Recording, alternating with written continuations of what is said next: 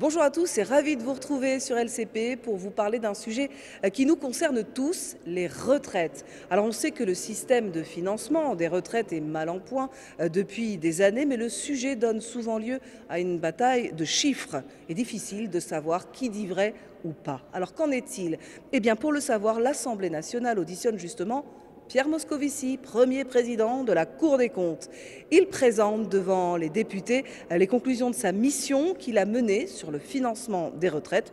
Sujet explosif, il révèle sa vérité sur nos retraites. Le rapport que je m'apprête à vous présenter à nouveau est entièrement objectif et indépendant, comme doit l'être la Cour des comptes.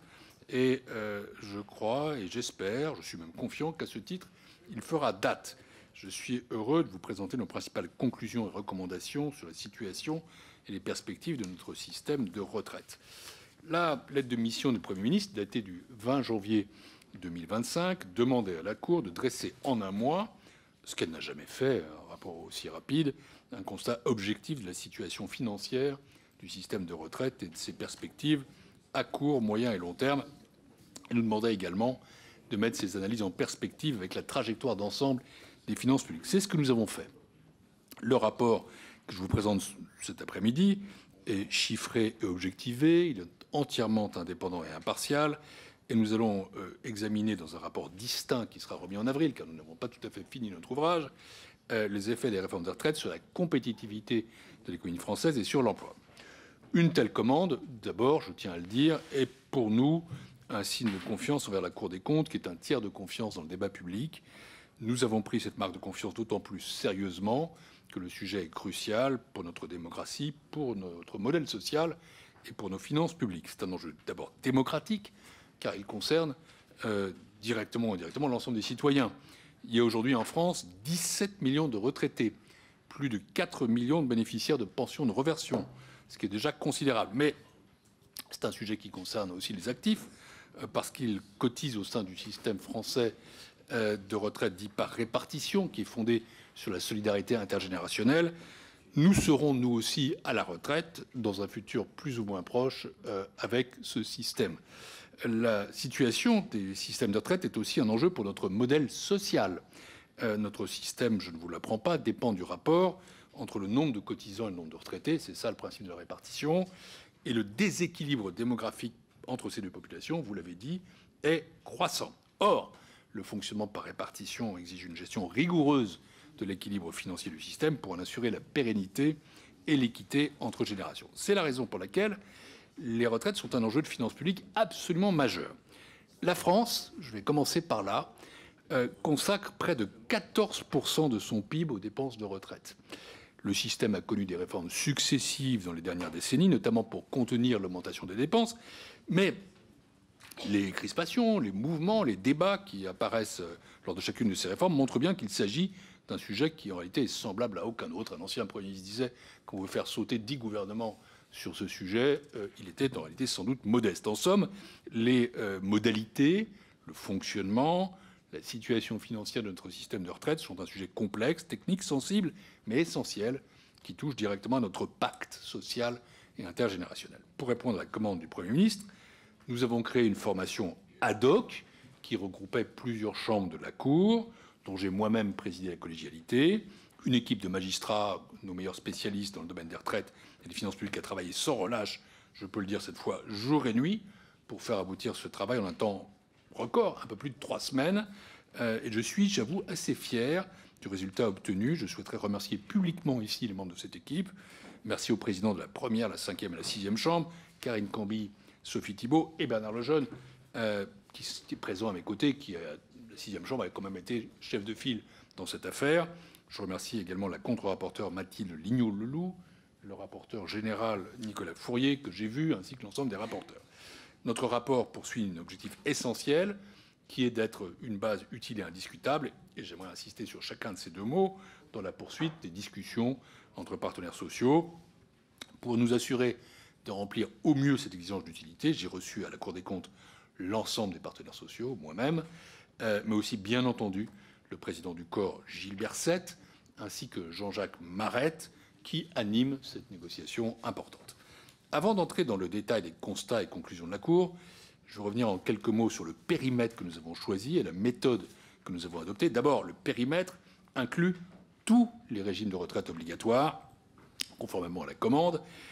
Comme chacun le sait, l'organisation du système de retraite en France est très complexe. Elle relève d'une quarantaine de régimes aux règles et aux situations distinctes. Pour analyser l'état et les perspectives des régimes de retraite obligatoires, la Cour les a regroupés en 6 grandes catégories. D'abord, le régime général, qui regroupe les salariés du secteur privé, les contractuels de la fonction publique, les travailleurs indépendants. Les régimes de base et non salariés, qui regroupent pour l'essentiel les exploitants agricoles, les professionnels libéraux ou les avocats. Le régime des fonctionnaires civils et militaires de l'État, général et complémentaire. Les régimes spéciaux, comme la SNCF ou la RATP, qui sont, comme vous le savez, en voie d'extinction. La caisse de retraite des fonctionnaires territoriaux et hospitaliers, la CNRACL. Enfin, les régimes complémentaires obligatoires, notamment l'AGIRC-ARCO et l'IRCANTEC. En revanche, nous ne devons pas examiner dans le détail dans ce rapport les régimes et dispositifs facultatifs, ceux qu'on dit surcomplémentaires ou supplémentaires. La méthode. Conformément à la commande du Premier ministre, notre rapport répond à 3 grandes questions pour éclairer la délégation permanente des partenaires sociaux et les aider autant que possible à parvenir à un accord. D'abord, quel est l'état actuel et précis du système de retraite, tout régime compris? Ensuite, quelles sont les perspectives du système de retraite à horizon 20 ans et les effets des réformes successives, en particulier celle de 2023, sur son équilibre financier? Enfin, quels sont les principaux leviers de réforme à la main des pouvoirs publics et leurs effets sur l'équilibre financier du système de retraite? Nous en avons tiré des constats et des conclusions que je vais résumer ainsi. En premier lieu, la Cour constate un léger excédent du système de retraite en 2023. Je cite 2023 parce que ce sont les derniers chiffres disponibles. Ce sont ceux sur lesquels nous nous sommes fondés, grâce aux effets d'une succession de réformes, mais aussi, il faut bien le dire, sous l'effet de l'inflation. Mais cet excédent global ne doit pas masquer des situations très hétérogènes selon le régime. C'est l'objet de la première partie du rapport, c'est le constat à plat. Ensuite, les projections réalisées sur 20 ans montrent une nette dégradation de la situation financière globale du système à horizon 2045. Les perspectives se dégradent fortement dès 2024, ce qui fait apparaître un besoin de financement croissant pour le système des retraites, malgré les effets de la réforme de 2023. Ces enjeux sont analysés dans la deuxième partie de notre rapport. J'en profite pour dire au passage qu'il y a d'ores et déjà un déficit en réalité en 2025, même si on ne connaît pas les chiffres définitifs ex post. Enfin, pour rétablir l'équilibre du système des retraites, parce que j'ai dit que le système des retraites par répartition devait être équilibré sur le plan financier, plusieurs leviers de réforme sont évoqués: l'âge d'ouverture des droits, la durée d'assurance requise, le montant des cotisations et les conditions d'indexation des pensions.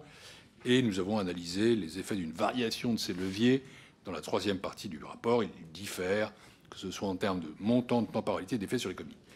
Je voudrais remercier les administrations et organisations qui nous ont appuyés dans cette mission.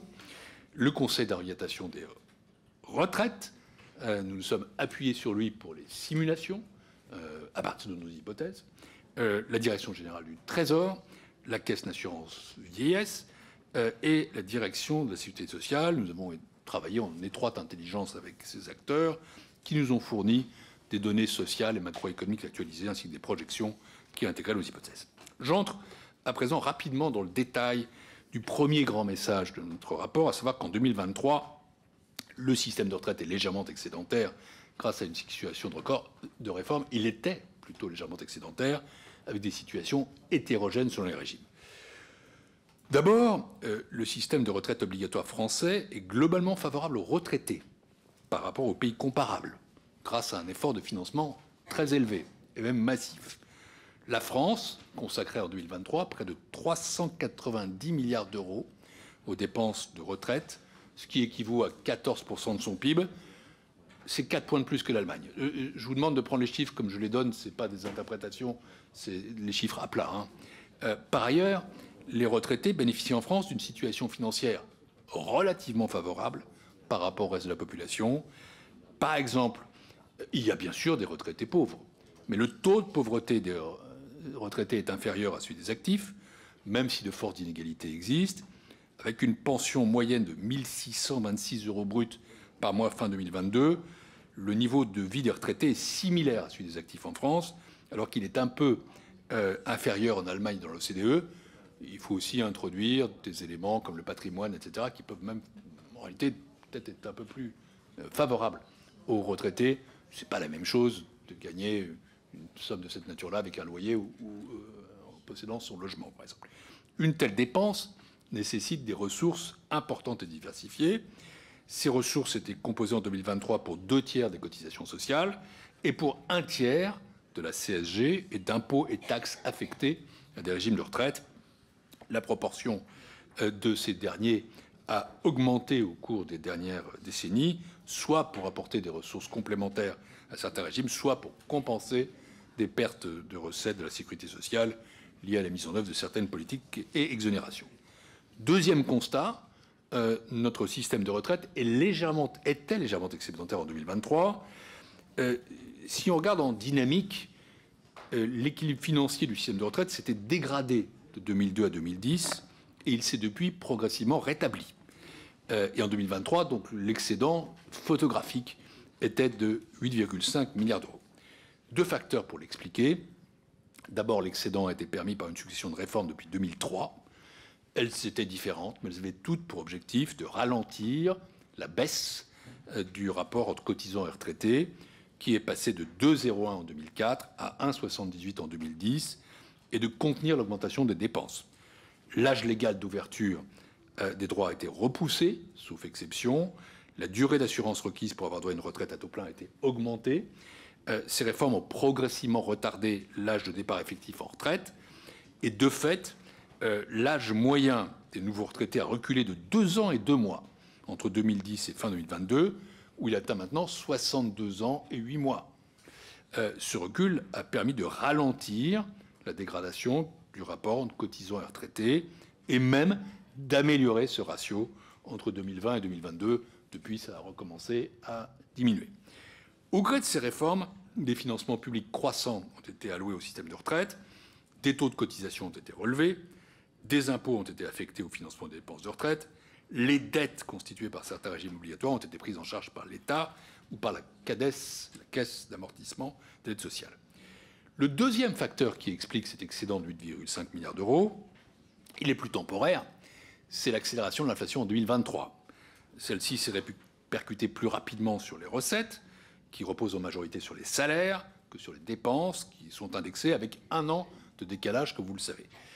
En 2023, ce phénomène a donc amélioré provisoirement la situation financière du système de 4 milliards d'euros. Donc sur les 8,5, il y en a 4 qui proviennent de l'inflation. Mais il y aura un effet boomerang, et le même phénomène dégrade la situation du même montant en 2024. Donc, ça veut dire que 2023, nous avons pris cette année, parce qu'encore une fois, c'est les données consolidées, est tout de même une situation assez exceptionnelle. Si la situation financière globale du système est excédentaire en 2023, ça cache en réalité des situations très hétérogènes selon les régimes. Et en fait, il y a deux situations très différentes. Des régimes de base qui restent déficitaires, alors que les régimes complémentaires réalisent des excédents croissants. D'abord, le régime général et le régime des salariés agricoles représentent 42% du montant total des pensions. Et ils sont globalement, je vais utiliser cet adjectif, dans une situation financière précaire. Vu le poids de ces régimes dans le système de retraite, ils sont l'enjeu principal de son équilibre financier et donc de la négociation en cours. Le déficit de ces régimes et du Fonds de solidarité vieillesse est certes faible en 2023, 0,2 milliards, mais il croît rapidement dès 2024, je vais y revenir. La caisse des retraites des fonctionnaires territoriaux et des hôpitaux représente pour sa part 7% du total des pensions. Là, j'ai dit précaire pour le régime général, je dis que ce régime se trouve dans une situation critique du fait d'une dégradation rapide de son rapport cotisants-retraités. Son déficit atteint 2,5 milliards d'euros en 2023, année pourtant favorable. D'autres régimes sont dans une meilleure situation. C'est le cas du régime des professions libérales et des avocats, qui avait un excédent de 0,7 milliards d'euros en 2023. Et de même, les régimes complémentaires et obligatoires ont vu leur situation se redresser rapidement. Leur excédent total atteignait 9,9 milliards d'euros en 2023. Et donc ce sont eux, en fait, qui sont les principaux contributeurs de l'excédent global. Enfin, l'État contribue de deux manières au financement du système de retraite. D'une part, il participe à l'équilibre financier de 17 régimes spéciaux, ce qui représente une contribution d'un peu moins de 8 milliards d'euros. D'autre part, l'État finance le régime de ses fonctionnaires civils et militaires via une contribution de 45 milliards d'euros en 2023. Et là, je fais une parenthèse sur le fameux débat qui anime tant de discussions, en disant d'abord que nous citons ce chiffre de 45 milliards d'euros. Nous ne nions pas, contrairement à ce qui est dit, qu'il y a un décalage entre les ressources et les dépenses là-dessus. Je sais pertinemment, je ne le sais que trop en fait, parce que ça commence parfois à me casser les oreilles, que la comptabilisation des contributions fait débat au point d'occulter le reste. Nous avons bien sûr examiné ce sujet dans le rapport. Je veux donc m'y arrêter un instant et vous livrer l'analyse de la Cour des comptes en la matière, qui honnêtement devrait arrêter d'être discutée. En fait, il y a deux modalités qui existent pour la présentation dans le budget de l'État des recettes et des dépenses des retraites de ses fonctionnaires civils et militaires. Selon la convention utilisée par la Commission des comptes de la sécurité sociale, le régime de la Commission des comptes de la sécurité sociale, donc c'est les lois, mesdames et messieurs les députés, c'est la constitution financière. Donc on verra quand même que la Cour des comptes préfère s'appuyer sur la loi que sur des idées. Donc le régime est équilibré par construction grâce à la contribution de l'État dont le montant permet de garantir un solde nul. Cette contribution a une spécificité par rapport au privé, c'est qu'elle regroupe à la fois la cotisation employeur de l'État, la prise en charge de dépenses de solidarité, ce qui n'est pas le cas dans le privé, et un éventuel financement d'équilibre. Il existe un second mode de présentation des recettes et des dépenses de retraite des régimes de fonctionnaires civils et militaires. Il s'agit de la comptabilisation des recettes et dépenses depuis 2006 au sein d'un compte d'affectation spéciale dit casse-pension. La Cour, comme le Parlement d'ailleurs, analyse chaque année le budget et, le cas échéant, le déficit de ce casse. En tout état de cause, ce que je veux dire et répéter, encore une fois, il n'existe aucun déficit caché des retraites des fonctionnaires. Ces deux comptabilités sont différentes, elles sont justifiées, elles sont stables dans le temps. Mais l'existence, c'est vrai, de deux règles distinctes peut nuire à la lisibilité financière du régime. On pourrait envisager de changer les conventions. C'est de votre compétence, c'est pas de la nôtre. J'ai aucune certitude, je vous l'avoue, et je vais essayer de le démontrer, que ça changerait en quoi que ce soit le problème. Parfois, je me demande à lire des papiers de dizaines de pages où ils veulent en arriver une fois qu'on aura changé la convention. So what, comme on dit en bon français. Mais le débat qui a fait couler beaucoup d'encre est ailleurs.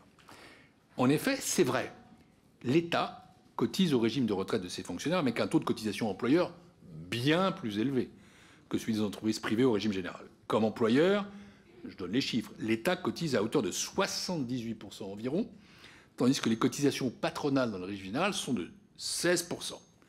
Certaines analyses considèrent que ces deux taux de cotisation employeur, celui de l'État et celui du régime général, pourraient, voire devraient être comparés. En réalité, du coup, ça ferait apparaître une inégalité fondamentale. Toute différence entre ces deux taux représenterait, selon ces analyses, une surcotisation de la part de l'État au régime de retraite de ses fonctionnaires. À l'issue d'un examen, je vous assure, approfondi de la question, et contrairement à ce que certains prétendent contradictoire, nous considérons que ces deux systèmes présentent de telles divergences qu'ils ne sont pas comparables. D'abord, l'assiette de cotisation n'est pas la même. Contrairement aux salariés du privé, les fonctionnaires ne cotisent pas sur les primes, qui ont un poids significatif dans leur rémunération, et même très significatif. Ensuite, vous n'êtes pas sans le savoir, il existe des règles spécifiques à certains emplois publics qui ne se retrouvent pas dans le régime général. Prenons les pompiers, les militaires, les policiers. De plus, la situation démographique est plus dégradée pour les fonctionnaires en raison notamment de la maîtrise par l'État des effectifs et salaires de ces fonctionnaires. En réalité, c'est presque 1 pour 1, alors que c'est 1,7 pour 1 dans le privé. Enfin et surtout, comme je l'ai dit, la contribution de l'État mêle sans distinction une cotisation employeur, c'est incontestable, le financement de dépenses de solidarité et un éventuel apport pour équilibrer le régime. Pour toutes ces raisons, la Cour considère que la comparaison des taux entre les deux régimes n'est pas pertinente. Par ailleurs, et c'est à noter, et c'est peut-être l'essentiel, ce débat en fait est sans incidence et sans effet sur les montants réels des déficits qui pèsent sur les finances publiques. Ce que nous disons, ce n'est pas que le sujet n'existe pas, c'est que le besoin de financement, il est là quoi qu'il arrive. Mais il est global. Ce n'est pas à l'intérieur des retraites que ça se passe. C'est à l'intérieur de nos finances publiques dans l'ensemble. Donc ce que je vous dis, c'est qu'il ne faut pas remettre en cause la loi organique relative aux lois de finances, notre constitution financière, pour un débat technique qui ne nous permettra pas, d'ailleurs, de résorber nos déficits. C'est pourquoi, je l'avoue, vous sentez dans mon propos peut-être un agacement, pas par rapport à quiconque ici, mais ça me tympanise tout ça à force. Je regrette un peu la persistance de ce débat. On ne peut pas demander à la Cour des comptes un rapport incontestable, qui d'ailleurs a fait l'unanimité des partenaires sociaux. Pour ne rien vous cacher, quand j'ai présenté le rapport, ils ont tous réagi de la même manière, du patronat à la CGT, en disant merci. Merci d'évacuer ce débat qui eût pollué toute négociation. Pourquoi? Parce que notre approche me paraît d'abord la plus objective. Ensuite, elle est la plus neutre. Franchement, elle est celle qui fait la quasi-unanimité, à part certains qui ont des idées un peu fixes. Elle pointe la question au beau niveau, qui est celui de la maîtrise de notre endettement et de la réduction de nos déficits. Certains qui privilégient notre approche, je m'interroge toujours sur les solutions. C'est quoi? C'est une dénonciation du régime des fonctionnaires? Avec quelle solution? Une réduction drastique de leur retraite? Ou au contraire des embauches massives pour améliorer le ratio démographique? Une capitalisation gigantesque? Ou encore faire financer les retraites du public par le privé? Tout ça, honnêtement, me paraît pas de bon raisonnement. Sans m'immiscer dans ces choix politiques, je crois surtout que l'analyse des faits n'y conduit pas. Et donc je vous propose cette analyse qui est à la fois exhaustive, honnête, neutre, et je crois plus convenable, in fine, y compris pour la qualité du débat dans ce pays. Je passe au deuxième message de notre rapport. Les projections réalisées sur 20 ans montrent une nette dégradation de la situation financière globale du système à l'horizon 2045, malgré la réforme de 2023. Nous avons réalisé des projections du système de retraite à l'horizon 2045. Pourquoi 20 ans et pas un horizon plus long, 2070? Parce que, au-delà de 2045, les incertitudes deviennent très importantes, notamment en raison d'hypothèses de natalité qui sont très difficiles à prévoir. Je ne vais pas rentrer dans le détail de toutes nos hypothèses, qui sont, je crois, bien explicitées en annexe du rapport. J'aimerais souligner que nous avons fixé nos propres hypothèses de productivité et de chômage. Nous avons retenu deux scénarios pour le taux annuel de production de la productivité.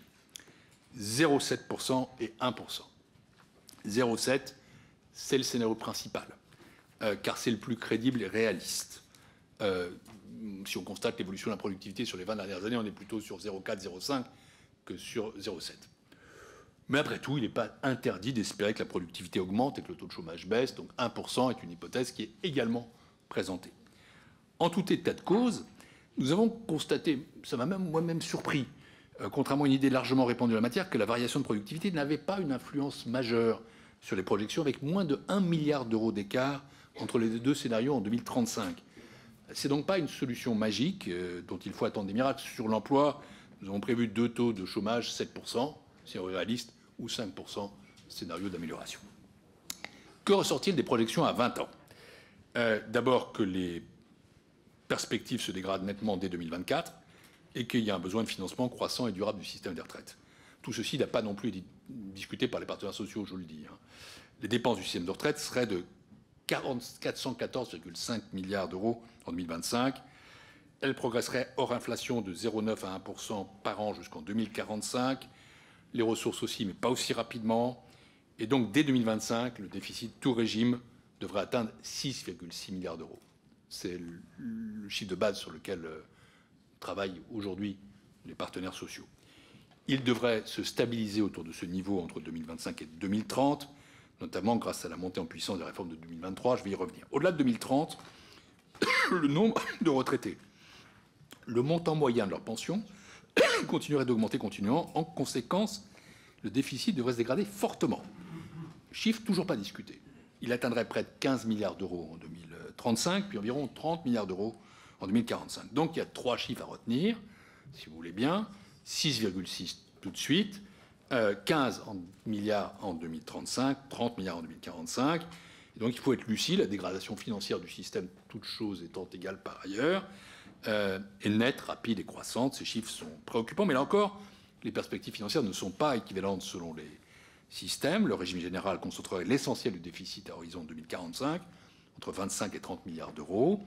La caisse de retraite des fonctionnaires territoriaux hospitaliers resterait, elle, dans une situation défavorable, avec un déficit de 7 milliards d'euros, malgré la récente décision d'augmenter les taux de cotisation employés à ce régime entre 2025 et 2028. En revanche, les régimes qui sont dans une situation positive en 2023 devraient le rester. C'est le cas des régimes de base et non salariés, qui resteraient excédentaires avec un excédent qui atteindrait un peu moins de 3 milliards d'euros en 2045. Les régimes complémentaires devraient eux aussi demeurer excédentaires sur les 20 prochaines années, avec 3 milliards d'euros en 2045. Enfin, la contribution de l'État pour équilibrer le régime de ses fonctionnaires, qui n'est donc pas un déficit caché mais qui existe, devrait rester stable, autour de 50 milliards d'euros en 2024. Le nombre de fonctionnaires retraités atteindrait un pic en 2028, puis diminuerait en raison de la maîtrise par l'État de ses effectifs. Le montant de la pension moyenne devrait lui aussi diminuer entre 2025 et 2045 en raison de la modération du traitement indiciaire des fonctionnaires, qui conduit à des retraites plus faibles. Les dépenses de ce régime seraient donc amenées à baisser, comme celles des régimes spéciaux. Si je résume, disons que la situation financière du système de retraite dans sa globalité va très nettement et très rapidement se dégrader à l'avenir, que deux régimes concentrent l'essentiel des préoccupations. Le régime général, plus de 40% des dépenses, et la caisse des fonctionnaires territoriaux et hospitaliers. L'accumulation des déficits pour ces régimes conduirait à une dette de plus de 300 milliards d'euros en 2045 pour le régime général, de plus de 100 milliards d'euros pour la caisse des fonctionnaires territoriaux et hospitaliers. Nous avons également examiné les effets à venir des dernières réformes des retraites, en particulier celle de 2023. S'agissant de l'âge de départ, les dernières réformes, vous le savez, ont rehaussé l'âge légal d'ouverture, donc 64 ans, et accéléré la montée en charge de la durée de cotisation. Et donc ça permet un recul important de l'âge réel auquel les actifs partent à la retraite. S'agissant du montant des pensions, il progresserait moins rapidement que le revenu net d'activité entre 2025 et 2045. Et tout ceci fait que, au total, la Cour a calculé que l'impact de la réforme de 2023 sur l'équilibre financier du système, tout régime inclus, serait d'environ 10 milliards d'euros à horizon 2030. L'effet du recul de l'âge de départ serait maximal en 2032. Après 2040, l'effet de la réforme serait en fait très amoindri. La réforme de 2023 aura donc des effets positifs sur la trajectoire financière du système de retraite, 10 milliards d'euros, tout confondu, d'ici 2030. Donc cette réforme a des incidences, mais elle n'est pas non plus suffisante, c'est pas la dernière. Donc voilà, certains disent que ça n'a servi à rien en termes financiers, c'est pas vrai. D'autres disent que ça a tout arrangé, c'est pas vrai non plus. Voilà, comme ça. La troisième partie de notre rapport présente les principaux leviers de réforme et leurs effets sur l'équilibre financier du système de retraite obligatoire. Encore une fois, soyons clairs, la Cour des comptes est là pour faire un constat et pour présenter des schémas financiers. Elle ne prend pas position. D'ailleurs, vous constaterez que ce rapport ne comporte aucune recommandation, aucune préconisation. C'est une mise à plat. Il ne préconise ni une réforme globale du système de retraite, ni le levier à privilégier pour atteindre son équilibre financier. Il n'y a pas d'idée sous-jacente d'aller dans ce sens-là ou dans ce sens-ci. Ça peut décevoir, mais je crois que c'est notre meilleure façon d'être utile. Et puis, ce n'était pas l'objet de la commande du Premier ministre, ce n'est pas le rôle de la Cour. Comme je l'ai dit quand je suis allé devant la délégation, mon rôle s'arrêtait là, notre rôle s'arrêtait là, même si j'irai présenter aux partenaires sociaux un deuxième rapport à la mi-avril, donc ils seront encore en train de travailler sur l'emploi tout de même et sur la compétitivité. Donc, ce n'est pas des paramètres négatifs, mais on ne pouvait pas les prendre en compte, ce n'était pas l'objet de la première commande. Alors, nous avons examiné 4 leviers dont l'impact financier sur le système de retraite est direct. L'âge d'ouverture des droits, la durée d'assurance requise, le taux de cotisation et les conditions d'indexation des pensions. Et nous avons stimulé des variations à la baisse ou à la hausse d'un an grâce à l'appui de la CNAB. Je ne sais pas, vous y êtes allé le 27 ? Oui. Donc, on a, parce que pendant le débat, certains partenaires sociaux nous ont demandé pourquoi est-ce que vous avez stimulé à 63 ans et pas 62 ans. Ben, on a aussi stimulé 62 ans. 62 ans, en fait, c'est 2 fois un an, en gros. Hein.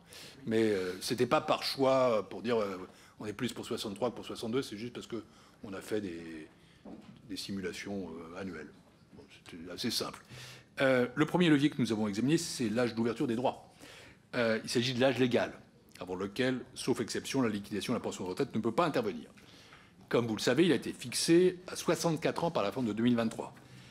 Nous estimons que l'avancée d'1 an de cet âge, c'est-à-dire le fixer à 63 ans au lieu de 64 ans, représenterait une dépense supplémentaire pour le système des retraites de 5,8 milliards d'euros pour les 2035. Son recul d'1 an, soit 65 au lieu de 64, rapporterait 8,4 milliards d'euros en 2035. Nous estimons par ailleurs, c'est peut-être intéressant comme réflexion, que l'effet d'une variation de l'âge d'ouverture des droits, quel qu'en soit le sens, monte rapidement en puissance. Ça rapporte ou ça coûte vite, mais ça se stabilise à moyen terme. En résumé, agir sur l'âge d'ouverture des droits, ça a un effet puissant à court terme, mais les impacts du levier se réduisent ensuite. C'est le contraire pour le deuxième levier que nous avons examiné, la durée d'assurance requise ou la durée de cotisation. Vous savez qu'après la mise en œuvre de la réforme de 2023, la durée d'assurance requise devrait être de 172 trimestres, soit 43 ans, pour les générations nées en 1965. Nous avons estimé que la diminution d'1 an de la durée d'assurance requise, soit un passage de 43 à 42 ans, coûterait 3,9 milliards d'euros au système de retraite en 2035 et, à contrario, l'allongement rapporterait 5,2 milliards d'euros en 2035. Ça coûte ou ça rapporte donc un peu moins que l'âge légal. À court terme, donc, ce sont des effets moins importants. Mais contrairement à l'âge légal, l'effet financier du levier de durée de cotisation s'accroît avec le temps. À l'horizon 2045, l'équilibre du système de retraite serait dégradé de 8 milliards d'euros en cas de diminution d'1 an de la durée d'assurance requise. Il serait amélioré d'autant si celle-ci était augmentée d'1 an à partir de la génération de 1972. Autrement dit, un levier puissant mais dont l'effet s'arrête vite et un levier un peu moins puissant dont l'effet dure plus longtemps. Le troisième levier de réforme examiné par la Cour, c'est celui du montant des cotisations prélevées sur les actifs. En 2023, les cotisations représentent 2 tiers des ressources affectées au régime de dépenses des régimes de retraite. Selon nos estimations, une augmentation d'1 point du taux des cotisations engendrerait un montant de ressources annuelles supplémentaires entre 4,8 et 7,6 milliards d'euros. Vous me demanderez pourquoi 2 chiffres. Parce que le montant varie selon que la mesure serait appliquée sur la part patronale ou sur la part salariale de cotisation ou sur les deux. Une hausse des taux de cotisation est donc un levier qui incontestablement a du rendement, mais dont les effets sur l'économie doivent être appréciés. Enfin, le quatrième levier analysé, c'est celui des conditions d'indexation des pensions de retraite. Aujourd'hui, vous le savez, la revalorisation des pensions de retraite de base est indexée annuellement sur l'inflation, comme le demande la loi. En se fondant sur les dépenses du régime de retraite prévu en 2025, une sous-indexation d'1 point des pensions par rapport à l'inflation permettrait une économie de 2,9 milliards d'euros pour cette année, avec un effet sur l'économie qui serait relativement plus faible, pour une raison simple, c'est un effet keynésien, à savoir que les retraités ont une propension à consommer moindre que les actifs. Notons que plus généralement, la règle d'indexation actuellement en vigueur n'est pas adaptée au pilotage des dépenses de retraite en cas d'évolution défavorable. Par exemple, les régimes de retraite complémentaires en France ou bien le système de retraite en Allemagne disposent de règles d'indexation qui permettent de moduler la revalorisation des pensions en fonction des équilibres financiers. Voilà, mesdames et messieurs les députés, j'ai essayé de vous présenter vite, mais ça prenait forcément un petit peu de temps, un rapport exhaustif qui est plus compliqué que ça en fait. Les perspectives pour le système des retraites à l'horizon 2045 sont ce qu'elles sont, avec des chiffres à retenir, 6,6 tout de suite, 15 milliards en 2035, 30 milliards en 2045. Le régime général et celui de la fonction publique locale et hospitalière seraient particulièrement déficitaires. Ce sont évidemment ces deux régimes qui concentrent, à notre sens, la négociation possible. L'accumulation des déficits gonflerait la dette. Il en va de même, bien sûr, des fonctionnaires. Or, l'accumulation de dettes est contradictoire avec le principe même de la répartition, ce qui suppose que pour chaque génération, les actifs financent les pensions des retraités. Voilà les réflexions que nous sommes à même de faire, même si nos projections permettent aussi de nuancer ce constat négatif. D'abord, il n'y a que 2 régimes, le régime général et le régime des agents des fonctions publiques locales et hospitalières, qui seraient en difficulté réelle à horizon 20 ans. Plus globalement, notre système resterait protecteur pour les retraités par comparaison avec le reste de l'OCDE. Et donc, ça confirme que les fondamentaux de notre système sont préservés. voilà, je termine en disant que oui, nous avons fait ce travail avec beaucoup de fierté, avec beaucoup d'assiduité. Et je crois que c'est un travail de grande qualité. Je le dis d'autant plus que je me suis contenté pour ma part de présider ces travaux et de donner quelques orientations. Et l'équipe, là, mérite ma reconnaissance. Et j'espère un peu plus que ça. Nous avons rempli notre part de la tâche. C'est pas à la Cour qu'il appartenait de faire des préconisations, mais simplement de donner à chacun, aux partenaires sociaux, aux parlementaires, les données incontestables et les outils pour agir. Je suis maintenant à votre disposition avec ceux qui m'entourent pour répondre à vos questions ou vos observations. Et résumons avec ce chiffre, sans mesure de redressement, le déficit du système des retraites atteindra près de 15 milliards d'euros en 2035 et 30 milliards, rien que ça, en 2045. C'est l'avertissement du premier président de la Cour des comptes devant les députés. Place tout de suite aux questions du rapporteur de la Commission des affaires sociales et à celles nombreuses des groupes politiques. La séance est reprise. Monsieur le Premier Président de la Cour des comptes, Monsieur le Président de la 6e Chambre, Messieurs les magistrats, Mesdames les magistrates, chers collègues, permettez-moi d'abord de saluer la qualité du travail que vous nous présentez aujourd'hui. Les productions de la Cour sont toujours très éclairantes pour les parlementaires que nous sommes, et celle qui nous intéresse ici n'y fait pas exception dans le contexte actuel. Monsieur le Premier Président, je retiens de cette communication un constat principal. La réforme des retraites adoptée il y a maintenant près de 2 ans ne suffit pas à elle seule à rétablir durablement notre système de retraite. C'était ma conviction à titre personnel et j'avais à l'époque alerté, hélas en vain.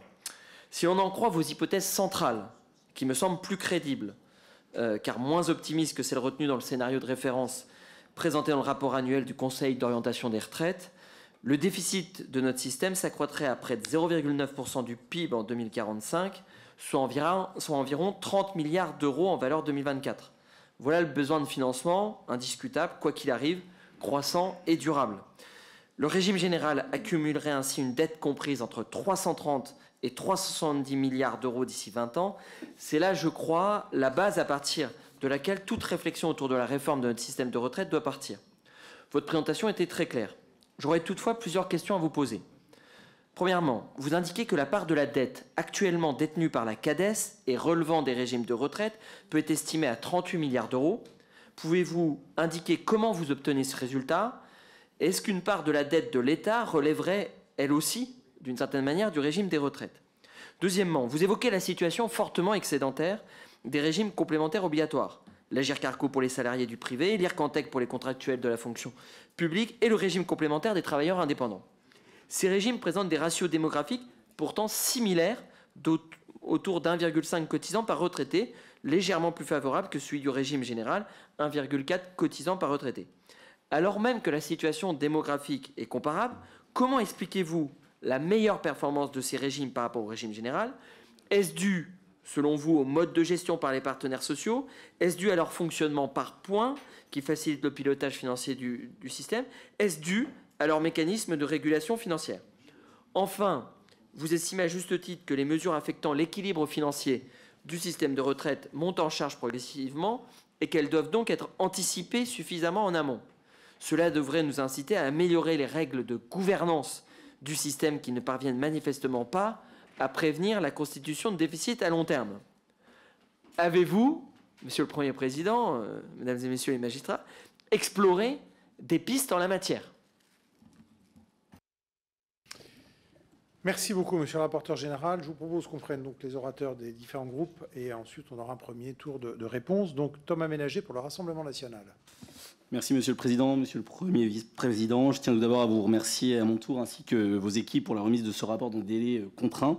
Votre rapport confirme ce que chacun savait déjà ici. Notre système des retraites sera déficitaire, comme le soulignait déjà l'ensemble des rapports du corps. Il entérine également une autre évidence. La réforme Macron-Borne n'a rien réglé sur le long terme. C'est la raison pour laquelle, après l'avoir combattu en 2023, j'avais porté pour le groupe Rassemblement national son abrogation fin 2024, abrogation qui a été empêchée par le sectarisme de la gauche. Toutefois, au-delà des constats, je souhaite revenir sur 2 absences notables dans votre analyse. D'abord, la question du taux d'emploi.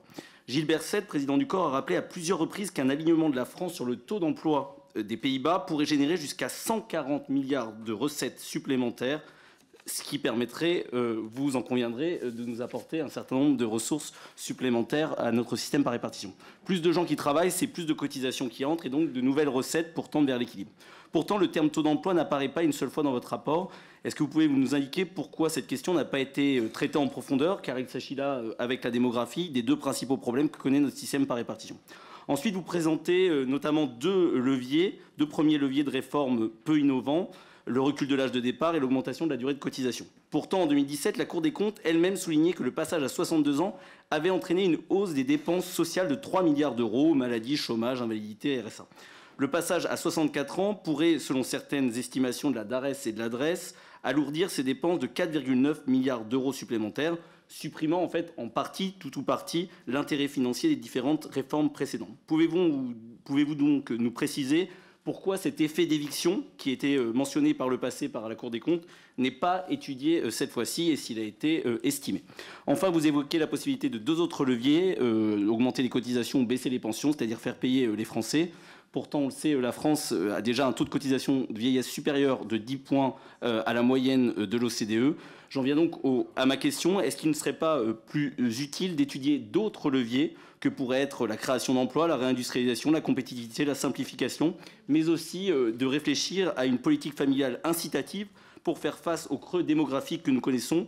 C'est ce que nous proposons au groupe Rassemblement national et je regrette que vous n'ayez pas étudié d'autres leviers que de prendre ceux que nous avons utilisés par le passé et de faire payer les Français encore une fois. Je vous remercie. Merci beaucoup. On va essayer de tenir les 2 minutes. Je donne la parole à Stéphanie Ries pour Ensemble pour la République. Merci, Monsieur le Président. Monsieur le Premier Président, merci pour ce rapport qui est très important parce qu'il permet d'avoir une base partagée de discussion. Et quand en 2023, certains nous disaient circuler, il n'y a rien à voir, il n'y a pas de déficit, là, on est bien obligé de regarder la réalité en face. La réalité, vous le montrez dans votre rapport, le déficit double d'ici 2035 et redouble encore en 2045 pour atteindre à peu près les 30 milliards. Sans la réforme que nous avons portée en 2023, contrairement à ce que je viens d'entendre, ce déficit serait dès 2035, les 30 milliards. Vous montrez aussi que nous sommes un pays qui dépensons pour nos retraites à peu près à hauteur de 13% du produit intérieur brut, ce qui me paraît une bonne chose. Vous savez que notre groupe considère qu'il faut augmenter ce produit intérieur brut, cette richesse, en augmentant bien entendu le taux d'emploi, mais aussi en faisant par exemple la réforme de l'assurance chômage. Je rappelle que certains pays à qui on peut se comparer, par exemple les Pays-Bas, ont un taux de produit intérieur brut par habitant supérieur de 23% au nôtre. Certains autres, qui ne peuvent plus maintenant être dans le déni de ce déficit, pensent que la solution doit passer par une hausse des cotisations ou une baisse des pensions des retraités. Votre rapport tend à démontrer que cette hausse de cotisation aurait pour effet un choc négatif affectant la compétitivité des entreprises, appauvrissant les salariés. À 5 ans, vous évaluez à peu près à 85 000 emplois détruits. Appauvrir les retraités ou appauvrir les salariés, en tout cas, ce n'est pas notre choix, mais pourriez-vous nous préciser les effets destructeurs sur l'emploi d'un scénario de hausse de cotisation? Je vous remercie. Merci beaucoup. Je donne la parole à Arthur Delaporte, d'abord, c'est ça? Merci. Ok, Arthur Delaporte pour le groupe socialiste. Merci, Monsieur le Président, Monsieur le Premier Président, chers collègues. Je voulais remercier, comme ça a été fait, la Cour des comptes pour ce rapport et pour votre présentation. Ça va sans dire que les chiffres ici présentés témoignent d'un travail objectif, documenté, sérieux et surtout désavouant les calculs complètement farfelus du Premier ministre. Nous espérons que cela conduira chacune et chacun à cesser de véhiculer des contre-vérités sur notre système de retraite. Je vous remercie également d'avoir rappelé qu'il n'existe aucun déficit caché des retraites des fonctionnaires, tordant ainsi le cou aux fumisteries d'experts proclamés. Dans une période où populisme et fake news font bon âge, il est essentiel que des institutions indépendantes puissent éclairer notre débat public, notamment pour mieux mesurer les conséquences d'une réforme, rappelons-le, rejetée massivement par la rue, les syndicats, mais aussi par le Parlement. Nous restons et toujours interpellés par les habitants de nos circonscriptions, je pense plus particulièrement aux femmes, premières victimes de cette réforme injuste, et rappelons ici qu'une autre réforme était possible. Ceci étant rappelé, je souhaiterais poser à la Cour 3 questions. Pourquoi ne pas avoir exploré, au-delà des 4 leviers, d'autres mécanismes et pistes de financement? Je pense notamment à la réduction des inégalités salariales, l'abrogation des exonérations de cotisations inefficaces ou bien sûr l'augmentation de la fiscalité des plus riches. Pourquoi sur la question du rendement financier d'une augmentation d'1 point des cotisations sociales. C'est ma deuxième question. Vous êtes-vous basé sur des chiffres d'une suppression de 57 000 emplois qui se fondent sur un scénario d'entrée en vigueur extrêmement rapide, alors qu'on aurait pu, par exemple, lisser cette augmentation des cotisations sur 10 ans, par exemple? Vous comparez, enfin, c'est une remarque, le poids des dépenses de retraite dans la richesse nationale entre la France et l'Allemagne, avec un écart de 4 points, 10 à 14 points de PIB. Mais pourquoi avoir écarté de ces 10 points le système par capitalisation qui tient pourtant une place essentielle et qui fait que la part de la richesse nationale consacrée au financement du système de retraite est en fait supérieure en Allemagne à ces 10 points. Enfin, c'est une remarque, mais vous l'avez évoqué dans votre conclusion, le fait de n'avoir chiffré qu'un retour à 63 ans peut donner l'idée que voilà, les 62 ans ne sont pas quelque chose qui est atteignable en termes de réforme, et vous y avez partiellement répondu. Donc voilà, je m'arrêterai ici. Je vous remercie. Et vous remercie aussi pour vos propos disant que les fondamentaux de notre système sont préservés à l'heure actuelle. Merci beaucoup. Louis Boyard pour la France Insoumise. Merci Monsieur le Président de la Cour des comptes, mes chers collègues. Ce rapport permet de rétablir une vérité. Contrairement à ce que disait le Premier ministre François Bayrou, il n'y a pas de déficit caché de notre régime de retraite. Ce rapport permet également de confirmer ce que nous avons cessé de dire pendant plus d'1 an. La réforme des retraites d'Elisabeth Borne passée en force à coup de 49.3 n'a en rien résolu le problème de financement des régimes de retraite. C'est un deuxième mensonge qui explose au visage de la Macronie. Monsieur le Président de la Cour des comptes, je m'étonne du choix qui a été fait de chiffrer dans votre rapport le retour à l'âge de départ à la retraite à 63 ans et non à 62 ans. Vous balayez une revendication qui est soutenue par plus de 70% des Français, par des millions de salariés mobilisés contre la réforme d'Elisabeth Borne pendant plus de 6 mois. Vous dites que la Cour a fait des simulations annuelles, d'où un chiffrage de l'arrêt à 63 ans, d'un report à 65 ans, et qui suffirait de faire x2. Alors rapidement, on a fait quelques calculs, et ce n'est pas tout à fait ce qui ressort des chiffres qui ont été transmis par le gouvernement à la demande de la CGT, puisque en 2035, un arrêt à 63 ans est chiffré à 5,8 milliards. Pour un retour à 62 ans, il a été évoqué par le gouvernement à la CGT le chiffre de 10,4 milliards. Si vous faites 5,8 milliards x 2, vous tombez sur 11,6 milliards, donc le delta est d'1,2 entre ce que dit la Cour des comptes et ce que dit le gouvernement. De plus, le chiffrage de 63 ans est fait à horizon 2035, celui à 62 ans est fait à horizon 2030. Autrement dit, dans votre réponse où vous disiez il est très simple d'avoir une réponse, il y a énormément de flou, de décalage. Donc, Monsieur le Président de la Cour des comptes, l'explication que vous nous avez donnée étant mathématiquement fausse, je vous repose la question. Pouvez-vous nous expliquer pourquoi est-ce que vous avez fait le choix d'écarter l'hypothèse d'un retour de la retraite à 62 ans en ne chiffrant qu'un gel à 63 ans? Merci beaucoup. Justine Gruet pour la droite républicaine. Merci Monsieur le Président. Merci Monsieur le Premier Président de la Cour des comptes de venir devant la représentation nationale nous présenter les conclusions de votre mission qui concerne chacun de nos concitoyens. Alors que la réforme de 2023 peine toujours à trouver l'assentiment de l'ensemble de la population, il nous est pourtant nécessaire de prendre des décisions afin de garantir nos retraites. Le moment n'est d'ailleurs plus à valider des données chiffrées que nous connaissons tous, mais bien de trouver des perspectives d'aménagement de notre mode de financement des retraites. Tout changement peut susciter des oppositions, mais conserver notre modèle datant de 1945 sans véritablement comprendre les évolutions de notre société n'est plus raisonnable. Le fonctionnement en silo de nos dépenses publiques, l'empiètement sur d'autres budgets que les retraites, la multitude de régimes, vous nous avez dit plus de 40, n'aident pas à clarifier la situation de notre système. Par exemple, l'absence d'une véritable caisse de retraite pour nos fonctionnaires d'État militaires fait que 14% du budget du ministère des Armées est consacré à ces surcotisations. Autre exemple, celui des régimes spéciaux, la SNCF finance comme l'indique votre rapport, à 40% par les salariés de la SNCF, le reste étant payé par l'État, autrement dit le contribuable. Notre système actuel crée de la dette, manque cruellement de justice et de visibilité pour nos concitoyens qui ont besoin d'être rassurés pour l'avenir. Voici donc plusieurs questions. Avez-vous étudié les modèles étrangers dont la France pourrait s'inspirer? Le modèle de la Suède associe par exemple la répartition et la capitalisation.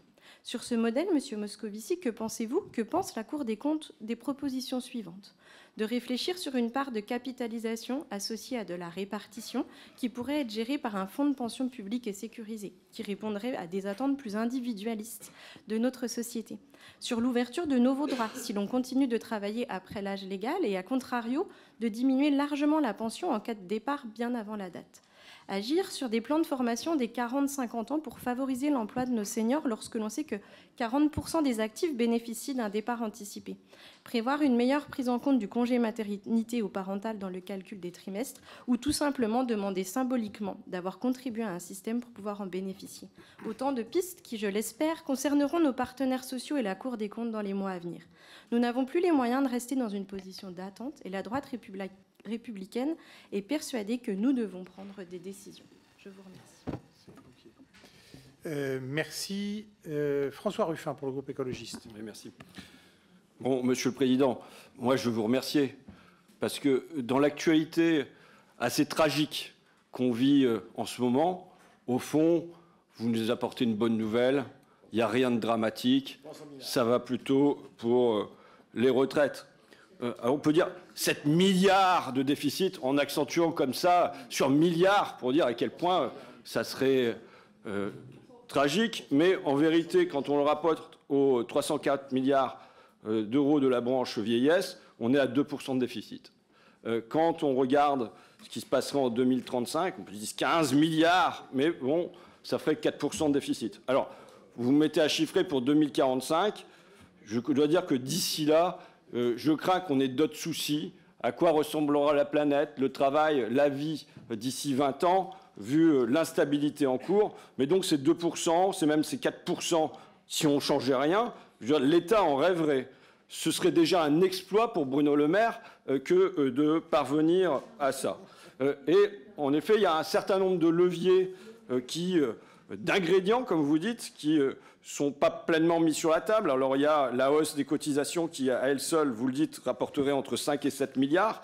Mais au-delà de ça, on peut avoir les exonérations qui pourraient être interrogées, les hausses de salaire, on pourrait avoir le taux d'emploi avec une moindre part, contrer le mal-travail, les 100 000 travailleurs qui sont brisés chaque année, soit psychiquement, soit physiquement. Mais je dirais presque que mon inquiétude, elle va au-delà. C'est une inquiétude politique, je le disais déjà au moment où on faisait cette réforme-là, pour des déficits qui sont mesurés, modérés. Le risque, c'est la division de la nation. Le risque, c'est quand on a eu 3 années de crise Covid, de guerre en Ukraine, de montée de l'extrême droite, est-ce qu'on doit diviser le pays sur cette question, ou bien est-ce qu'on se dit qu'on arrive à se rassembler et à pas se cristalliser autour du point de tension pour affronter le défi démographique qui est réel et surtout aussi le défi climatique. Merci beaucoup. Nicolas Turquois pour les démocrates. Merci Monsieur le Président, Monsieur le Président de la Commission, chers collègues. Je tiens à remercier la Cour pour son inquiétant constat sur la pérennité de notre système de retraite. Au sein du groupe Les Démocrates, nous la partageons et peut-être un degré d'urgence encore supérieur. Vous indiquez en effet en conclusion du rapport que les perspectives financières sont préoccupantes, projetées à l'horizon 2045. Mais Monsieur le Premier Président, la réalité de notre système de retraite n'est-elle pas déjà très préoccupante ? Le chapitre 1er du rapport est pudiquement intitulé, je cite, « En 2023, une situation financière légèrement excédentaire, mais hétérogène selon les régimes ». J'ai bien entendu, Monsieur le Président, votre agacement, mais reprenant ici les analyses fondées par le Haut Commissariat au Plan et Jean-Pascal Beaufret, lequel a contribué à votre rapport et auteur d'une note pour la Fondapol, pourquoi faire apparaître en titre pour 2023 un solde excédentaire de près de 4 milliards d'euros du système de retraite quand 131 milliards d'euros additionnels, c'est-à-dire en plus des cotisations employeurs et employés, ont été affectés à nos retraites et que l'essentiel de ce solde, si ce n'est l'intégralité, est dû au régime de retraite complémentaire. La Cour des comptes, par votre intermédiaire, est souvent très alarmiste et nous le partageons sur la situation de nos finances publiques. Ce titre, clairement, nous interpelle. Si l'attribution de compensation supplémentaire peut tout à fait s'expliquer, au titre des départs en retraite précoce de certaines catégories actives de la fonction publique, comme les gendarmes ou les agents pénitentiaires, ou au titre de déséquilibre démographique, pourquoi ne pas le faire apparaître plus clairement à notre sens? Entendons-nous bien, Monsieur le Premier Président, nous ne remettons pas en cause le principe de transfert financier, ni bien entendu la qualité de vos calculs. Nous nous interrogeons juste sur la manière de présenter les comptes de nos retraites. Je souhaiterais conclure mon propos en soulignant l'attachement de notre groupe, les démocrates, à l'équilibre budgétaire, pas pour un quelconque fétichisme de compte équilibré, nous en sommes d'ailleurs bien loin, mais parce que nous avons une responsabilité envers les générations futures. Pourquoi obérer aujourd'hui le débat sur la possibilité de bénéficier demain d'un modèle social aussi généreux que celui que nous connaissons et basé sur un système de répartition entre les générations? Nous devons le préserver et le renforcer. Merci beaucoup. Paul Christophe pour le groupe Horizon. Merci Monsieur le Président. Monsieur le Premier Président, votre analyse confirme les perspectives financières du système de retraite très dégradées et préoccupantes.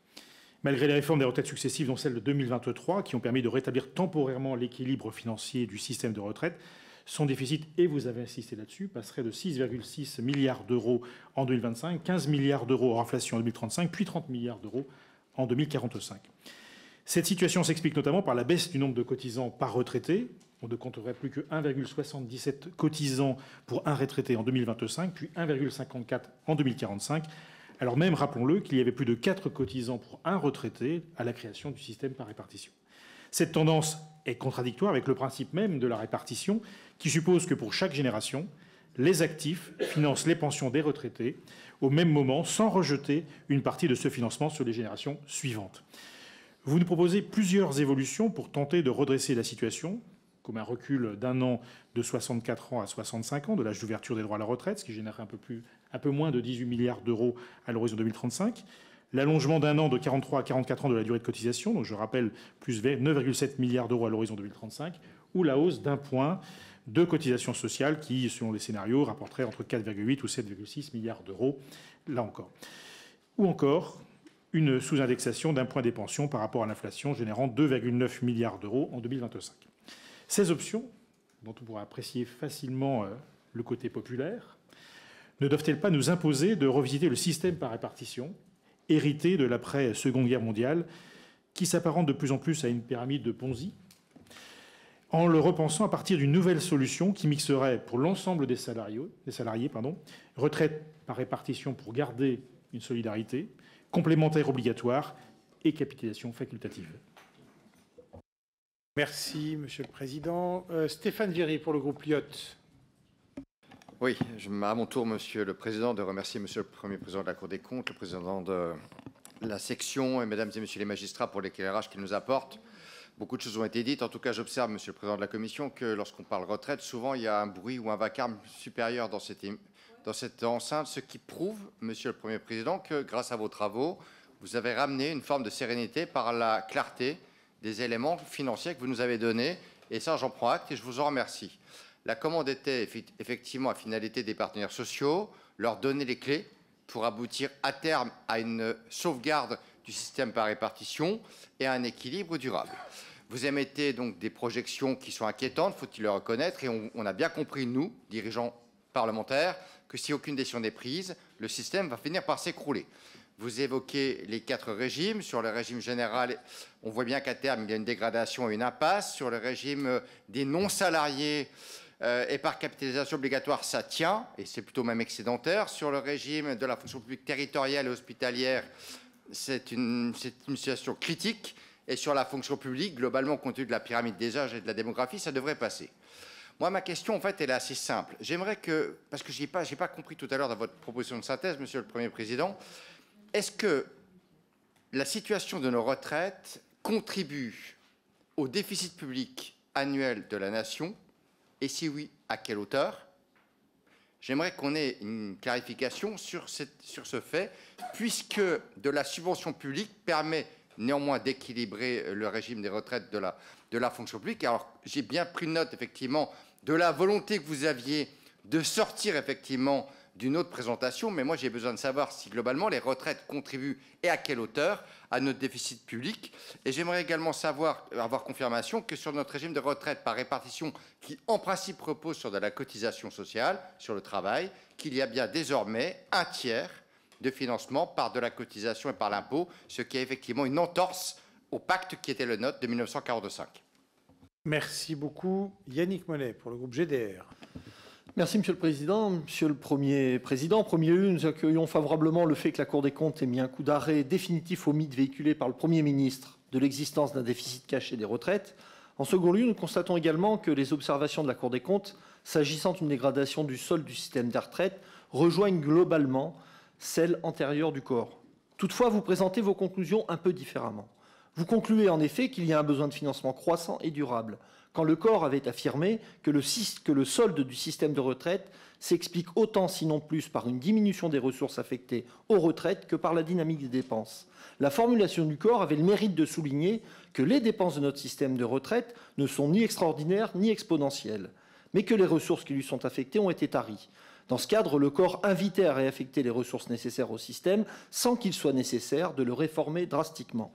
Votre formulation bien différente laisse la porte ouverte à ceux qui veulent faire croire que le déficit de notre système de retraite est dû à des dépenses inappropriées. La Cour des comptes oriente donc le débat à venir vers une voie unique, celle d'une baisse des dépenses et d'un nouveau mode de financement, tant le besoin de financement serait exponentiel. Ce parti pris nous semble également lisible dans le choix que vous avez fait de ne pas évoquer la hausse des salaires ou la remise en cause des exonérations de cotisations sociales comme des leviers de financement des retraites. Dans le même ordre d'idées, nous constatons que si vous considérez qu'une hausse du taux de cotisation serait préjudiciable pour l'économie, vous considérez que baisser le pouvoir d'achat des retraités en remettant en cause l'indexation des dépenses sur l'inflation n'aurait pas les mêmes effets, au motif très surprenant que les retraités seraient moins des consommateurs que des épargnants. Enfin, ce rapport semble avoir acté comme acquis le choix du gouvernement de se maintenir dans le cadre de la convention comptable, équilibre permanent des régimes, ce qui lui permet de réduire sa participation au régime des retraites, contrairement à une autre hypothèse, celle de la convention comptable dite effort État constant, dans lequel la contribution de l'État est constante. Le corps avait montré que d'un État comptable à l'autre, le déficit prévu dans les 25 prochaines années passait du simple au double de 0,2 à 0,5% du PIB. Si en confiant ce rapport à la Cour des comptes, l'enjeu était que les organisations syndicales et patronales puissent travailler sur la base de chiffres indiscutables, il nous semble toutefois que ce rapport obéit encore à des orientations préalables discutables. Je vous remercie. Merci beaucoup. Monsieur Olivier Fessade pour le groupe UDR. Merci, Monsieur le Président. Monsieur le Premier Président de la Cour des comptes, tout d'abord, comme tout le monde, au nom du groupe UDR, je vous remercie pour la qualité de ce rapport, la clarté de vos explications et la concision de votre présentation. Dans la partie introductive, vous avez évoqué, si je ne me trompe pas, l'introduction d'une dose de capitalisation. Et comme mes collègues Paul Christophe et Justine Gruet, je regrette un peu de ne pas l'avoir retrouvé dans les leviers que vous avez par la suite envisagés, aux côtés de l'âge, du montant des cotisations et de la durée. De mémoire, il y a eu des fonds, un fonds abondé, le FRR, Fonds de réserve des retraites, jusqu'en 2011. Et je crois qu'en 2023, ce fonds dégageait une performance de l'ordre de 9,7 ou 9,8%. Donc, est-ce que vous avez chiffré dans le cadre de ce rapport une simulation avec de la capitalisation et qu'est-ce que ça représentait et visiblement, si vous l'avez écarté, pour quelles raisons? Je vous remercie. Voilà le premier tour des questions. Monsieur le Premier Président, je vous laisse la parole pour que vous et les personnes qui vous accompagnent puissent répondre à toutes ces interventions. Je constate avec plaisir et satisfaction une assez large approbation de nos analyses pour des raisons qui sont assez différentes sur les groupes. Certains y trouvent la confirmation du fait que tout va bien, d'autres que la réforme a été formidable, et les troisièmes qu'il faudrait faire encore plus. Ce qui prouve que finalement le rapport est bien fait. En tout cas, non, mais plus sérieusement, les chiffres sont là et ils sont reconnus, je crois, comme une base incontestable de discussion. C'était notre seule ambition. Et je le dis au passage, je ne vais pas pouvoir répondre à toutes vos questions pour une raison simple, c'est-à-dire que on me demande qu'est-ce que vous pensez de telle solution, de telle autre, la capitalisation, ceci, cela. La Cour n'était pas là pour penser à des solutions. Elle était là pour faire une analyse objective. Ensuite, il y a une négociation sociale. Et puis enfin, il y aura les choix que vous ferez en tant que représentation nationale. Ce n'est pas que nous n'ayons pas d'opinion, c'est que nous n'étions pas là pour la donner. Je pense que c'est mieux comme ça. Parce que pour le coup, monsieur le député, nous aurions orienté les débats dans telle ou telle direction, ce que nous nous sommes vraiment soigneusement gardés de faire. Et quand nous avons montré quels étaient les leviers in fine, ce sont les leviers qui ont un impact direct. D'autres sont plus spéculatifs. Je vais y revenir, même si je ne peux pas évacuer complètement la question. Nous aurons l'occasion d'y revenir dans un deuxième rapport, comme je l'ai dit le 15 avril, que je reviendrai tout aussi volontiers présenter de votre commission, si cela vous intéresse, et qui traitera davantage des questions de finances publiques globalement, des questions de compétitivité, des questions d'emploi.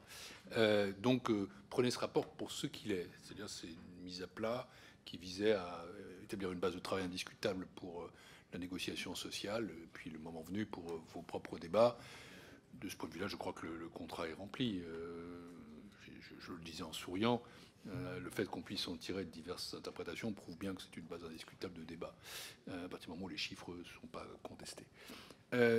Sur la dette de l'État, monsieur le rapporteur général, oui, les pensions participent en effet à la dette de l'État comme toute dépense. Et s'agissant de l'Agirc Arrco, je dirais en gros que ce sont en effet les mesures de régulation qui permettent de tenir l'équilibre à Agirc Arrco. Nous ne sommes pas entrés dans le détail de la gouvernance. Ça fait à l'évidence partie des sujets qui pourraient faire l'objet d'une discussion, mais ce n'était pas dans notre mission que d'entrer dans ce degré-là de détail. Monsieur Ménager m'a interrogé sur diverses questions qui n'étaient pas, pour le coup, dans le champ de notre rapport, puisque les données sur l'emploi, la compétitivité, l'impact social seront comprises dans le deuxième rapport.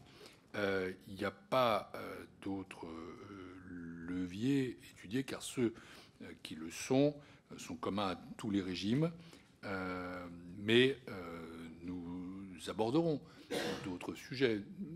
Je dois dire, pour être tout à fait honnête, que dans le rapport, vous allez trouver, c'est vrai, et plusieurs d'entre vous ont fait cette remarque, des appréciations macroéconomiques. J'ai tenu, dans la présentation que j'ai faite ici, vous parler uniquement des impacts sociaux, parce que là, ce sont des choses qui sont très, très normées. Sur les modèles économiques, forcément, on a des aspects, je ne dirais pas plus spéculatifs, mais qui sont plus sujets à discussion, ce que produit tel ou tel modèle. Par exemple, on m'a interrogé sur l'impact d'une hausse de cotisation. Il est chiffré en termes d'emploi par un modèle qui est celui de la Direction générale du Trésor, ou encore sur l'effet d'une sous-indexation des retraites. Il est incontestable, malgré tout, que les retraités ont une proportion à consommer plus faible que les actifs, je dirais heureusement d'une certaine façon, mais tout de même, au passage, bon, tout ça doit être chiffré. Et donc nous allons y revenir dans un deuxième rapport qui sera davantage macroéconomique et macrofinancier que celui-ci, qui était encore une fois la base minimale. Et donc je réponds ainsi au passage aux questions de Mme Rist, qui m'interrogeait sur les effets destructeurs sur l'emploi. Ce seront des aspects, destructeurs ou constructeurs d'ailleurs, qui seront davantage développés dans le rapport à venir. Je veux quand même dire une chose ici, sortant une seconde de mon rôle, c'est que j'entends bien que le taux d'emploi soit une variable essentielle. Et il est exact que si nous avions des taux d'emploi comparables à celui d'autres pays, on a cité les Pays-Bas ou l'Allemagne, évidemment notre situation du système de retraite serait tout à fait différente. Mais ce n'est pas totalement un hasard si nous ne l'avons pas. Et ne pensons pas que c'est si facile que cela à construire. Je constate tout de même que malgré les efforts qui ont été faits incontestablement, la croissance de la France reste désespérément scotchée sur un régime moyen de 1% de PIB potentiel. Donc, je vous dis ici ce que je dis souvent dans la salle d'à côté, quand je suis auditionné par la Commission des Finances en présence de M. de Courson, qui nous fait l'honneur d'être ici avec nous. Malgré tout, si on veut réduire un déficit, il ne faut pas compter uniquement sur des facteurs exogènes, que ce soit la croissance ou l'emploi. Il faut aussi tout de même toucher aux mécanismes de dépenses ou de recettes. C'est assez incontournable. Sinon, on est dans une fuite en avant et on constate in fine que finalement on n'y est pas arrivé. C'est comme ça que s'accumulent les déficits. Améliorer le taux d'emploi, bien sûr, améliorer la croissance, évidemment, mais avec les limites qu'on connaît. Il y a quand même des chiffres qui sont donnés par la macroéconomie sur la croissance potentielle de l'économie française, qui restent ceux d'une croissance autour de 1% par an dans les années à venir. 1%, pas 2%. Et on ne va pas transformer d'un coup notre économie en tigre asiatique. Ça, je voudrais quand même qu'on se garde de ce type d'illusion, parce que du point de vue financier, qui est le nôtre, magistrat à la Cour des comptes, ça tient quand même pas complètement la route. Monsieur Delaporte a évoqué la comparaison avec l'Allemagne. Elle a tout de même été retenue, car en réalité, le modèle est très proche de celui de la France, comme l'Italie et l'Espagne. Il y a certes une dose de capitalisation, mais ne croyons pas du tout qu'elle représente le delta entre 10% et 14%. C'est absolument pas le cas. De facto, et c'est un choix que nous avons fait, c'est un modèle social que nous avons porté, nous avons un système de retraite qui est plus coûteux que celui de l'Allemagne. C'est un fait. Après, chacun en conclura ce qu'il souhaite. soit qu'il faut se rapprocher de l'Allemagne en étant moins généreux, soit qu'il faut maintenir notre système. Voilà, mais oui, il est plus coûteux que celui de l'Allemagne, incontestablement.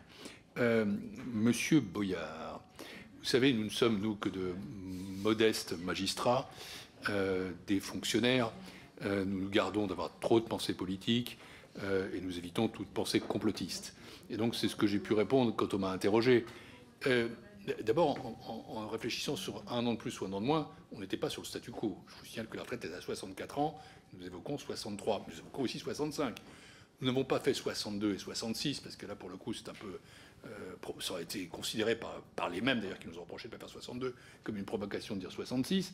Mais dans le conclave, plutôt dans la discussion qui a eu lieu avec les partenaires sociaux, j'ai été interrogé par Madame Binet sur cette question. Je lui ai promis que nous lui donnerions des chiffres, ce qui a été fait par le président Lejeune lui-même le 27 février, donc une semaine après où il a été invité à ce niveau-là. Les chiffres que vous citez ne sont pas les chiffres du gouvernement, ce sont les chiffres de la Cour des comptes, je tiens à le dire, puisque nous avons cette base d'expertise que nous servons. Ce qui est exact, c'est que pour 62 ans, on est à 10,4 milliards d'euros. C'est notre chiffre. C'est tout de même, je sais que ça fait 11,6 milliards d'euros, approximativement le double. Et en toute hypothèse, ce que nous disons, c'est que oui, ça coûterait bien de réduire de 2 ans 10,4 milliards d'euros, ce qui n'est pas une somme, reconnaissez-le, totalement négligeable. Ce n'est pas, encore une fois, un jugement de valeur que nous portons. Nous vous donnons des données à partir desquelles il faut travailler, mais on se contente de ça. À Madame Gruet, je dirais que la Cour n'a pas étudié les modèles étrangers alternatifs, puisque la commande ne portait que sur la situation actuelle et à venir du système tel qu'il est, pour que les partenaires sociaux puissent avoir des bases robustes. On trouvera sans doute davantage d'éléments de comparaison internationale dans le deuxième rapport. Le premier rapport est piloté par la 6e chambre, donc qui est chargée à la Cour de la protection sociale. Le deuxième rapport sera davantage sous le leadership de la première chambre qui s'occupe des sujets macroéconomiques et financiers. Donc si, encore une fois, vous me réinvitez, j'aurai sans doute davantage de réponses, avec aussi davantage de comparaisons internationales. Pour ce qui est de M. Ruffin, bon, encore une fois, après vous donnez votre lecture, je redis que chacun peut avoir sa lecture du rapport.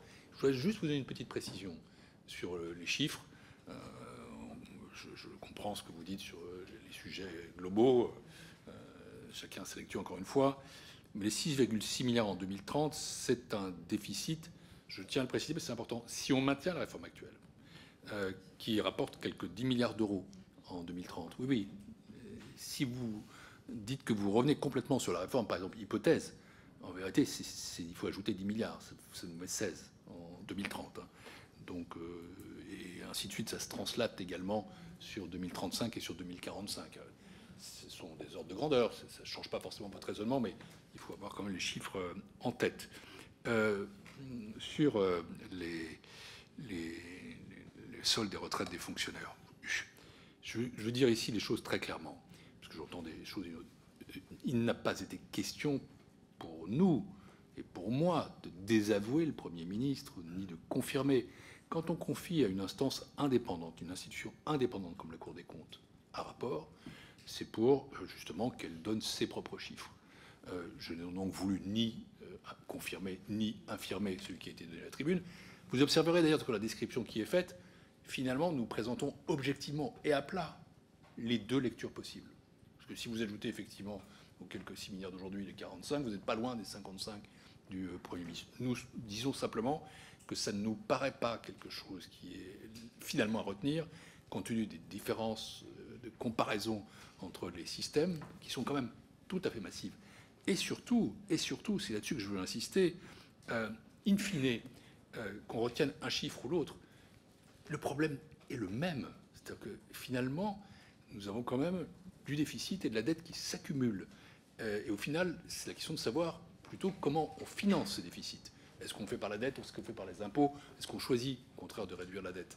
Je dirais, pour résumer beaucoup, qu'il y a une présentation qui semble créer une sorte d'agrégat retraite, en quelque sorte, avec le risque, du coup, d'induire des mécanismes de compensation entre systèmes qui, pour le coup, sont refusés par à peu près tout le monde.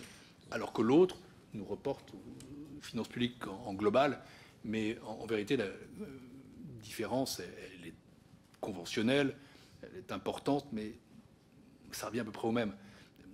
Je suis parfois, je me gratte la tête, je me dis, mais où est-ce que je connais bien Jean-Pascal Auffret depuis juste une petite quarantaine d'années, et je me dis, bon, ok, il vous envoie des tartines encore avant la commission d'une quinzaine de pages avec 20 observations, il fait ça la nuit, c'est admirable, hein, c'est un travail de moine, de croisé, comme on voudra. Il raconte parfois quand même quelques salades, pardonnez-moi, quand il dit qu'il n'a pas été entendu par la mission, je veux dire c'est totalement faux, puisqu'il a rencontré le président Lejeune pendant 2 heures. Bon, peut-être aurait-il souhaité une audition plus plénière, mais enfin, bon, il n'y a pas beaucoup de gens qui l'ont fait, alors qu'on travaillait beaucoup hein, pendant cette mission. Je ferme cette petite parenthèse anecdotique pour dire simplement qu'in fine, à la fin, je me dis, bon, ok, mais mettons qu'il ait raison, je crois qu'il n'a pas raison. So what? Qu'est-ce qui se passe? Quelle est la solution qu'on en tire? Et donc, in fine, je crois qu'il est plus opérationnel de partir de l'analyse de la Cour. Et j'en suis entretenu à plusieurs reprises avec le Premier ministre, qui a reconnu que c'était une base incontestable et que les chiffres qu'il prétendait n'étaient pas contredits par ce que nous disions. Ils sont justement remis dans une autre perspective. Oui, tous les déficits sociaux, de collectivités participent au débat public et la part d'un tiers des impôts CSG n'est pas une entorse au pacte social. La part des dépenses de solidarité dans le régime de retraite explique qu'un financement public plus large que le seul travail soit nécessaire. C'est au fond l'évolution des choses qui est ainsi justifiée. La contribution de l'État va être constante dans les régimes fonctionnaires, État et régimes spéciaux. Il n'y a pas de dégradation dans ces domaines. Au contraire. Enfin, à la dernière question, je réponds, comme je l'ai fait un peu généralement, sur le fait que la capitalisation, bien sûr, c'est un sujet qui existe. Vous l'avez évoqué aussi, Monsieur le Président. Mais ce n'était pas dans le champ de ce qu'on nous demandait. Encore une fois, on nous demandait quels étaient les leviers d'action directe. Ensuite, naturellement, au moment de la négociation, d'autres paramètres seront introduits. C'est normal, la compétitivité, l'emploi. Je vais prendre un exemple. On a évoqué la différence avec le corps. Bon, d'abord, vous avez cité des chiffres du corps qui étaient ceux de 2023. Le corps a fait bien d'autres travaux depuis, je vais le préciser. Mais, par exemple, il y avait des hypothèses de productivité, des hypothèses de taux de chômage qui étaient différentes. Au fond, il y en a deux. Nous avons choisi de garder les deux, in fine. Il y en avait une qui était, disons, plutôt optimiste, qui était on va vers le plein emploi à 5% et notre productivité s'améliore à 1%. Honnêtement, ce n'est pas ce que disent les tendances. Malheureusement, le taux de chômage a plutôt légèrement tendance à remonter et la productivité n'a pas atteint 0,1% depuis bien longtemps, depuis plusieurs décennies. Mais bon, il n'est pas interdit non plus d'espérer que taux de compétitivité, emploi, enfin, tout ça. Donc nous avons retenu les deux hypothèses. Moi, ce qui m'a intéressé, et je le redis ici devant vous, je l'avais dit d'un mot, mais je le redis plus en détail, surpris, c'est qu'en fait, je me serais attendu à ce que l'écart entre les deux, en termes de rendement, soit très différent. Et en tout cas, à 2035, ce n'est pas le cas. Ça devient un peu supérieur après 2035. Jusqu'en 2045, ça va jusqu'à 7 milliards. Enfin, ce n'est pas la poule aux œufs d'or. Hein. Il ne faut pas penser que... Ça renvoie un petit peu à ce qu'on dit sur le taux d'emploi, etc. Les effets de ces évolutions macroéconomiques, en vérité, ne suffisent pas, loin de là, à résoudre les problèmes financiers si toutefois on décide de le faire. Voilà pour la réponse de Pierre Moscovici aux interrogations des députés de la Commission des affaires sociales sur le financement des retraites. C'était ce mardi 4 mars. Le premier président de la Cour des comptes a présenté les conclusions de la mission que le gouvernement lui a confiée sur la situation financière et les perspectives du système de retraite. Une séance à revoir sur lcp.fr. À très bientôt sur LCP. Ciao, ciao.